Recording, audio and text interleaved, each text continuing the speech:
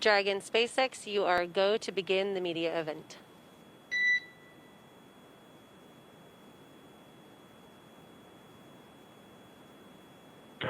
Dragon copies.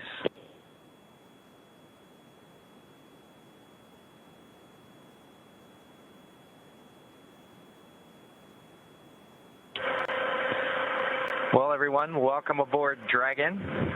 My name is Doug. Next to me is Bob. You probably know him. We're so glad to be with you this evening and welcome you on board Dragon.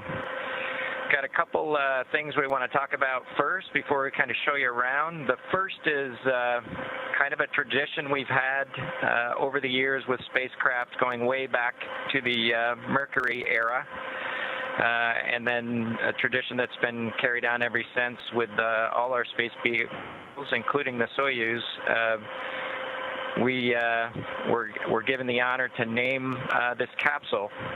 I know most of you at SpaceX especially know it as Capsule 206, but I think all of us thought that we could maybe do a little bit better than that. So without further ado, we would like to welcome you aboard Capsule Endeavour.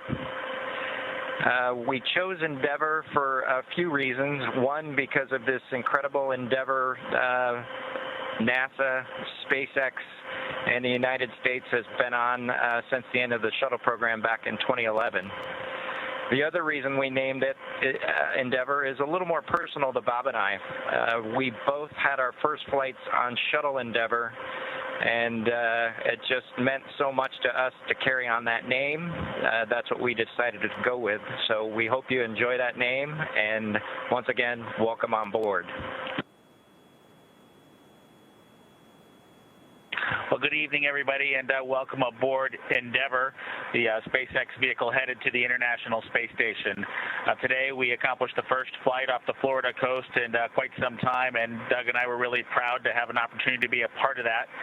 We're doing it in a brand new spaceship, a spaceship that's a lot different than its namesake Endeavour, the space shuttle, in that it has touch display screens that allow us to accomplish most of the interfacing requirements that we have. We'll have Doug pans over and points at the display in front of me. You can see the forward view that we had during the maneuvers that we most recently did. You can look out the window. It looks like the centerline camera doesn't have a lot of content on it now. We're kind of pointed into space so that the windows can see the Earth below us. But we've got the capability to interface with the vehicle, and it's kind of interesting. There's a command. This little button over here is actually what the commands are for our displays. One thing that does get lost is there is a extensive button panel down below as well. So over on this side, we can turn the displays on and off, as well as send some commands for some contingency situations. On the other side, we have the ability to deploy chutes and things like that on entry. So we do have some buttons, but the primary interface is these displays. So nice, new, modern cockpit that we've got for our compared to our namesake, the Space Shuttle Endeavour. I'm going to migrate a little bit away from our seats here, and Doug from his seat is going to continue to try to follow me so you can tell what can be seen from the seat that he sits in. So from his seat, when he is in the vehicle, strapped in, this is what his view actually looks like. You can see a window off to the one side. We each have a window that we can view out and see what's going on outside. That was exciting on ascent for us to be able to see the arm rotate away from the pad, and that's when we both, I think, knew that we were going to launch today. So that was super cool. I've got one on my side as well. The hatch that we came in is the hatch that's right behind me. It is a little bit of a tight quarters, but I'm going to try to demonstrate some of the capability that we have now that we're in zero gravity. So I think I was requested to do a backflip. I'm going to kind of do a side spin, which is a little bit of a permutation on that request. So hopefully you can see what it's like to actually float in zero gravity, and Doug and I are super excited that we got the opportunity to do this again today, even before the end of May. So that was super cool. We did it turns out, end up with one stowaway on board our vehicle when we launched today. It was not just Doug and I who accomplished the launch here. We do have an Apatosaurus aboard. We both have two boys who are super interested in dinosaurs.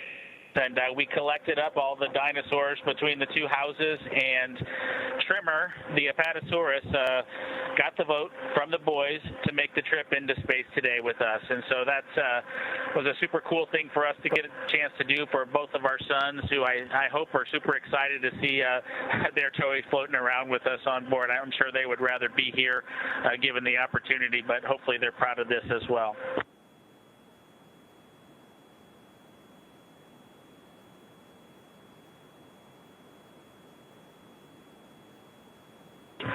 Okay, as we work our way towards one of the windows, unfortunately it's getting a little bit dark, but I don't know if Bob can pan over here. We just passed off of the coast of Newfoundland, and we're headed over to over the Atlantic right now.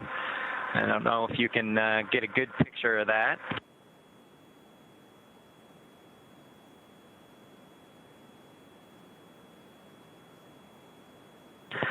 Anyway, hopefully you enjoy that view as we pass over the Atlantic, and I think with that we will work ourselves back into the seats and wrap things up for this evening.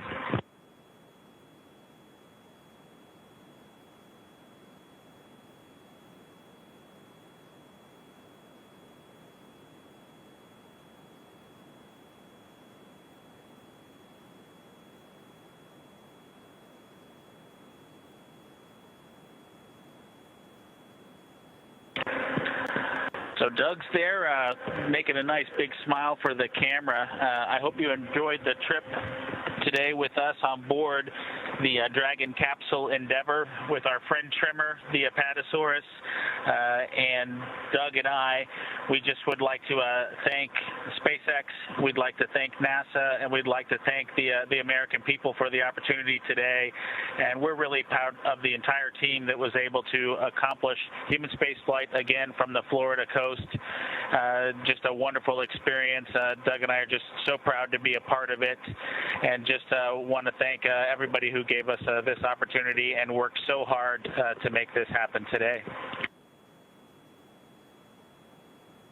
So with that, I think it'll be good night from Capsule Endeavour. Good night to everyone at NASA, at SpaceX, and the United States, and congratulations to the teams that got us into orbit. And we're looking forward to seeing Chris Cassidy and his Russian colleagues on board the International Space Station tomorrow morning.